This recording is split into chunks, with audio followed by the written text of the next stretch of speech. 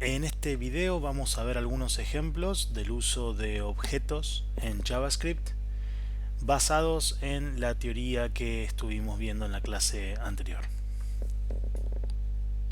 Para comenzar vamos a hablar un poco de la definición más base que habíamos hecho de objetos, que era simplemente declarando variables donde indicamos o instanciamos un objeto utilizando esta notación de tipo JSON o utilizando el constructor genérico newObject.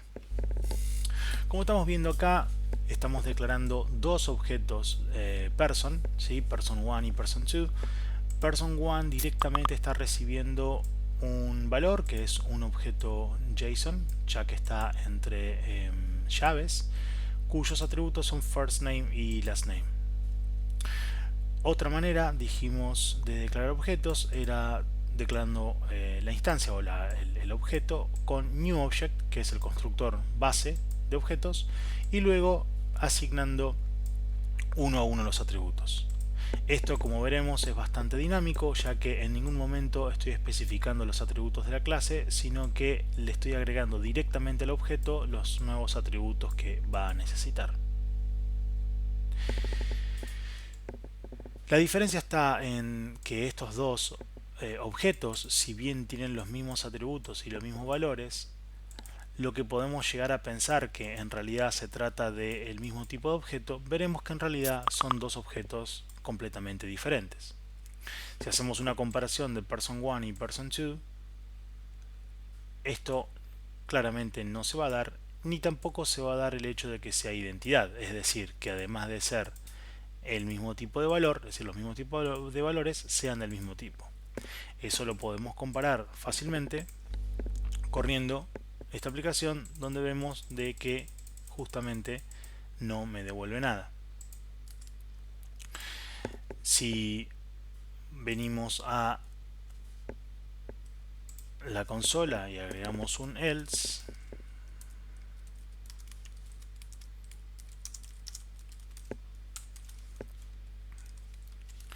veremos de que en ambos casos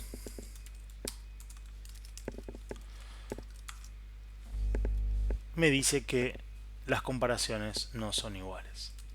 Y esto está bien porque en realidad yo simplemente estoy construyendo objetos sin especificar el tipo de dato al que pertenecen o el tipo de clase al que pertenecen, ¿sí? Lo cual en cierta manera es flexible, pero en otro tanto es poco práctico, ya que no me permite estandarizar un modelo de clase e ir definiéndolo para trabajarlo de una manera más cómoda y más organizada. Si le pedimos a nuestro console log que nos diga de qué tipo de dato es cada uno de los objetos, utilizando typeof, veremos que tanto person1 como person2 son de tipo object.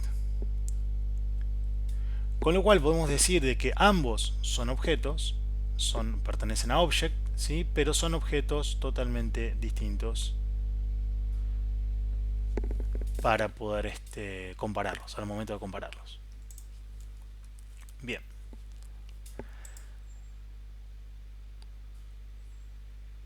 Obviamente, si yo pregunto, vamos a hacer una prueba más, si yo pregunto si person1 es una instancia de object, esto me va a decir que sí.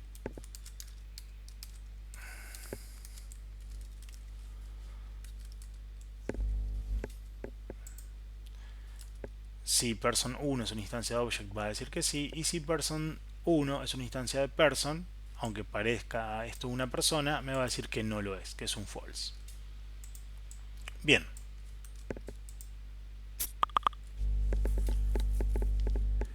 En este caso particular, donde yo a person3 le estoy asignando person2, si yo comparo y pregunto si person2 es igual a person3,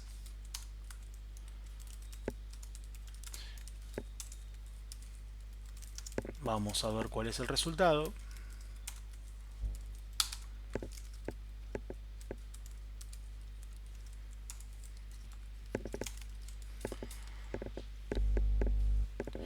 van a decir que son iguales, ya que son justamente una copia, es decir, person 3 es una copia de person 2, básicamente en realidad los dos están apuntando a la misma región de memoria, y utilizando el operador de identidad también me va a decir que son iguales, porque son justamente la misma dirección de memoria, por lo tanto son el mismo objeto y del mismo tipo, ¿sí?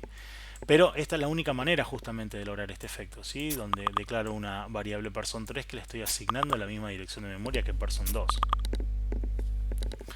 Bien.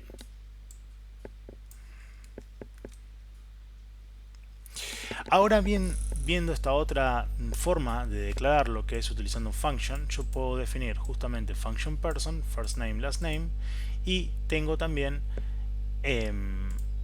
la manera de declarar lo que es con var employee function, employee ID, first name, last name, que va a tener un conjunto de atributos, y dijimos que también de esta manera puedo asignar, por ejemplo, full name, que va a ser un método de employee que me va a retornar first name y last name. Luego habíamos visto justamente la utilización del prototype para, una vez declarada la clase, a través del prototipo, poder, en este caso, asignarle nuevos atributos o nuevos métodos a nuestra clase employee, lo cual nos permite flexibilizar la declaración, ya que puedo declarar la clase una vez y más adelante agregarle atributos o métodos, pero que dijimos que también no es la forma más organizada o es un tanto peligrosa porque puedo cometer errores. Entonces, vamos a ver cómo queda esto.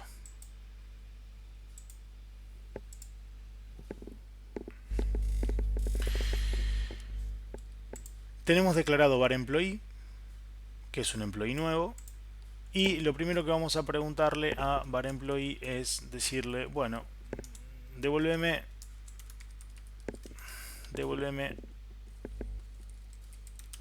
el type of de employee. Cuando ejecutemos esto, vamos a ver de que esto nos dice que employee en realidad es un objeto. Y está bien, porque el tipo de dato es un objeto, ¿sí? Y acá vamos a ver cómo se trabaja un poco la diferencia con el instance of. El type of simplemente nos está diciendo que nuestro employee es un objeto, lo cual es cierto. Ahora, si yo quisiera saber qué tipo de instancia o a qué tipo de dato específico pertenece, yo aquí podría decirle lo siguiente. Si employee es una instancia de employee,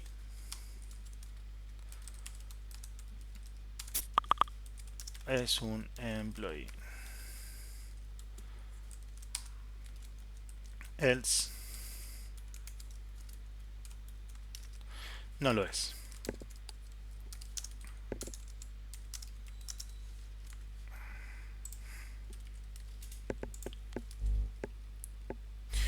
Al ejecutar esto vemos que justamente nuestra variable que contiene un objeto de tipo empleado devuelve que es un employee, porque justamente le estamos preguntando si employee, que está declarado aquí, pertenece justamente a la instancia de empleados. Si realizamos esta otra prueba y le preguntamos si esto pertenece a un person, vamos a decir que esto es una persona, un person, y si no, no lo es. Sin embargo, al ejecutar esto va a decir que no lo es, porque claramente nuestro employee no es de tipo person, sino que es de tipo employee. De esta manera estamos viendo que el instance of sí va a devolver algo distinto dependiendo el tipo de dato específico, de la manera en la que lo estoy declarando acá. Va a determinar cuando es un empleado o cuando es un person. Pero si nosotros hacemos la prueba justamente de preguntar el type of de cualquiera de los dos objetos, obviamente nos va a decir que son objects, ¿sí? Con lo cual tenemos que tener cuidado a la hora de utilizar un operador o el otro, ¿sí? Generalmente el type of se utiliza cuando queremos comparar cosas, es decir, queremos comparar tal vez datos primitivos, ¿sí? Un entero, string y demás. Y el instance of se suele utilizar con tipos de datos más custom o tipos de datos más complejos, como en este caso clases customizadas o clases propias y objetos más complejos, estructuras más complejas. Bien.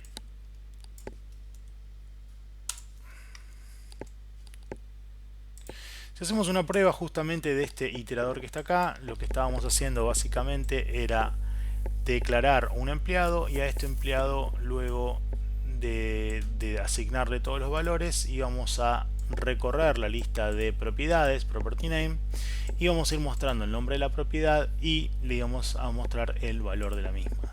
Si hacemos una prueba de esto, veremos que justamente nos dice employee 1, first name John, last name Doe. Para la propiedad full name dijimos que esto no es un atributo, sino que en realidad era un método, ¿no? Full name era un método, ya que le estoy asignando a full name en este lugar una función anónima que retorna first name y last name. Y habíamos dicho que cuando nosotros invocamos un método sin los paréntesis, lo que hace es devolver justamente el contenido de la función. Con lo cual, al estar iterando sobre las propiedades, cuando pase por full name, simplemente va a llamar a full name, y eso va a generar que me devuelva la función en lugar de devolverme la ejecución de esa función. Lo mismo nos va a suceder con getEmployeeID, que es un método agregado a través del prototype luego de la declaración de la clase, a la cual estoy asignando una función anónima, una función que devuelve el employee ID. Distinto sería si yo hiciera console log de employee.fullName. Vamos a ver esta diferencia. Si yo hiciera un llamado de el método utilizando los paréntesis, veamos que lo que me devuelve es justamente la concatenación de first name y last name, lo cual es correcto. Pero si yo nuevamente remuevo los paréntesis y directamente llamo ese método pero sin paréntesis como si fuese un atributo, me va a devolver justamente la definición de esa función. Así que ahí a tener en cuenta y tener cuidado de cuándo tenemos que utilizar los paréntesis en los métodos y cuándo son atributos reales.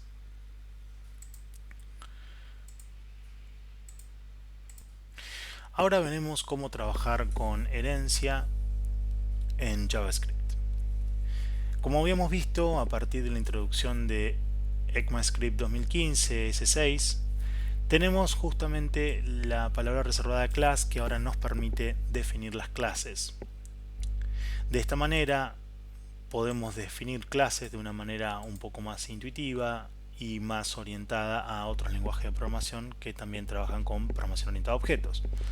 Básicamente, utilizando la palabra reservada class, podemos indicar el nombre de la clase, en este caso person, definir un constructor con los tipos de atributos que van a conformar en la clase, first name, last name y age, y podemos asignar a estos atributos, los distintos valores que entran por parámetros.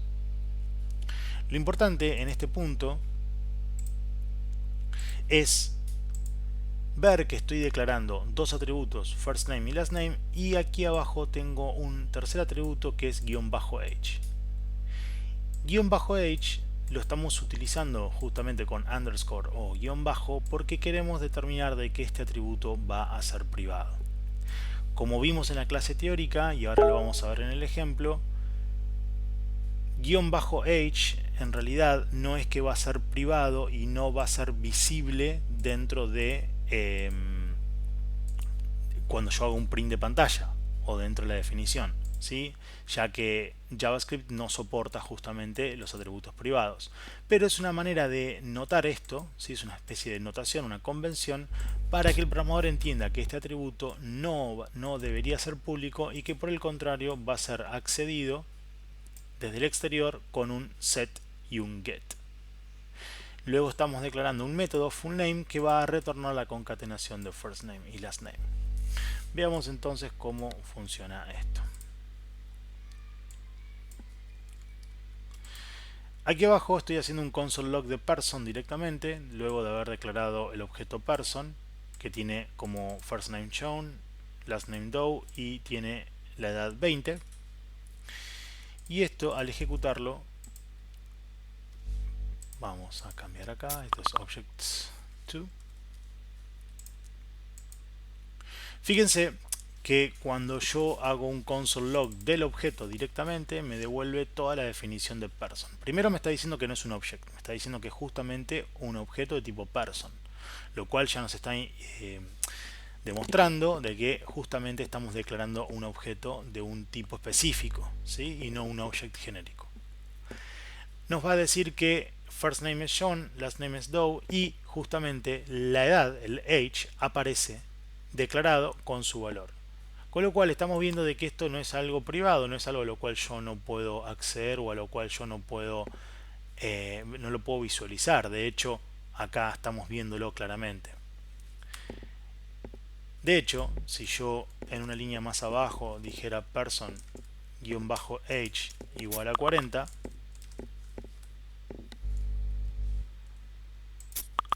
perdón, esto es person, no perón. Fíjense que pude modificar el age, ¿sí?, sin pasar por el setter, ya que age tenía justamente un setter. Entonces, ¿qué es lo que está pasando acá? Vamos a ver un ejemplo más. Al haber declarado un set y un get, que son métodos setters y getters, me permite justamente visualizar, fíjense, age sin el underscore, que se va a comportar como un atributo, pero en realidad es el set y el get de ese atributo específicamente. ¿Sí? Es como un método setter y getter tradicional que ustedes ya habrán visto en otros lenguajes como por ejemplo Java. Sin embargo, como vimos anteriormente, si yo esto ahora le pongo 30, fíjense la diferencia entre underscore y no usar underscore. Al ejecutarlo, esto va a resolver finalmente de que es 30, es decir, primero era 20, luego se seteó a primero fue 20, luego se seteó a 40 con el underscore y finalmente se volvió a setear 30 utilizando el setter.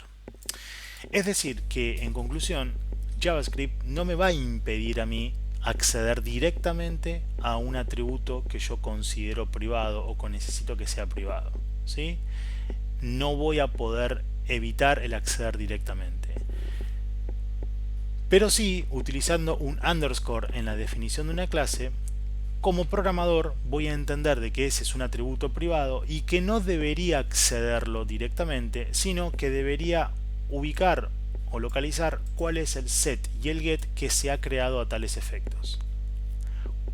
¿Cuál es la finalidad de todo esto? Bueno, es que justamente en este ejemplo es muy sencillo, no vemos la diferencia, pero yo adentro del setter podría haber puesto alguna lógica adicional o algún tipo de validación, y a la hora de hacer un get podría haber hecho alguna transformación de ese dato para representarlo de una manera en específico. Estas dos operaciones no se podrían hacer si yo no tuviera setters y getters, ya que al acceder directamente a un atributo o seteo su valor o retorno su valor, pero no puedo agregar mucha más lógica. Entonces el setter y el getter, justamente como modificador de acceso, me va a permitir realizar algún tipo de validaciones sobre los datos que se están estableciendo o de los datos que se están retornando, ¿sí? Y dicho de otra manera, cuando el programador vea que hay un underscore, dijimos, va a entender que eso es algo privado y por lo tanto va a tener que buscar el setter y el getter para utilizar, porque realmente hay una necesidad de usar un set y un get en lugar del atributo de forma directa. Finalmente, nosotros acá estamos declarando una clase student que extiende a person y tenemos declarado un objeto de tipo person y un objeto de tipo student. Vamos a ver qué sucede en estos casos. Vamos a hacer un console log de un typeof de person. Vamos a hacer un console log de un typeof de tipo de objeto student. Los typeof de ambos objetos dijimos que me van a devolver object, porque son en esencia objetos. Sin embargo, nosotros ahora vamos a hacer otra prueba más, que es preguntar si person es una instancia de person, console log, person es un person. De la misma manera, vamos a ver qué pasa con student.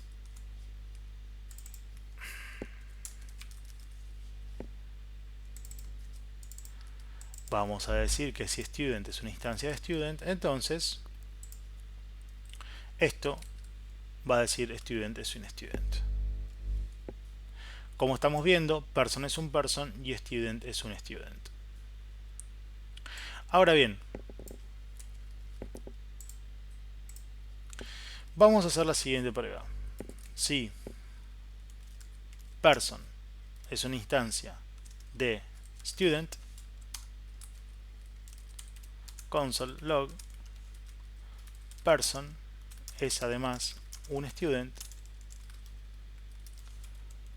o caso contrario, person no es un student.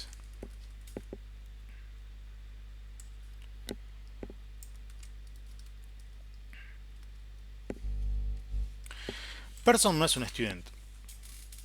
Y esto es correcto, ya que person pertenece a la clase person y no a la clase student. Pero ¿qué pasa si yo hago la comparación al revés? Es decir, si yo pregunto si student es de tipo person,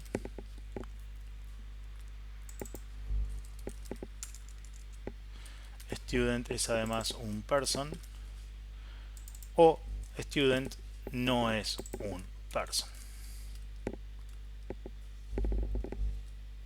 Student es además un person. Esto ya lo habrán visto con anterioridad en otros lenguajes, pero en JavaScript es exactamente igual. Mientras que person no es un student, porque lógicamente person es un person y no tiene ningún tipo de herencia o extensión, el siguiente ejemplo, que es preguntar si student es una persona, me va a dar true y va a decir que student es además una persona. Y esto pasa porque justamente la clase student está extendiendo a la clase person. Con lo cual, mi objeto student es un student justamente, pero es además una persona por herencia. Estas comparaciones a través del instance of son totalmente válidas. Y acá lo que hicimos fue también ver la diferencia del uso del typeof, que me devuelve solamente el valor object porque corresponden a objetos, mientras que el instance of nos permite justamente hacer una evaluación un poco más profunda de si corresponde a una instancia específica, como en este caso person o student. Vamos a ir trabajando con todo lo que es clases, objetos y demás a lo largo de todo el resto de la materia, con lo cual tenemos muchos ejercicios y mucha teoría que ver relacionada con objetos. Pero de esta manera lo que hicimos fue hacer una primera aproximación al uso de objetos y de clases dentro de JavaScript. Nos vemos en el siguiente video.